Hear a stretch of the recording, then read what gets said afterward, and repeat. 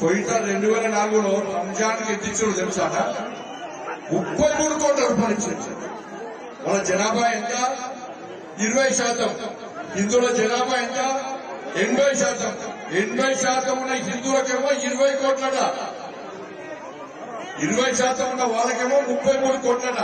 నేను వాళ్ళకు ఎందుకు ఇచ్చినా వాటనే మాకు ఎందుకు ఇస్తలేవు అనుకున్నాను. ఇది తప్పట, ఇది తప్పటే రేపటి మాట్లాడాలి. ఇట్లా మాట్లాడితే పోయిన మంత్రులు కానీ శ్రీనివాస్ యాదవ్ అన్న ఆయన ఏమంటారంటే మనకి 20 పండుగలు ఉంటాయి, 20 పండుగలు ఉంటే పైసలు కోరి మీ చెప్పగలుగుతుందా?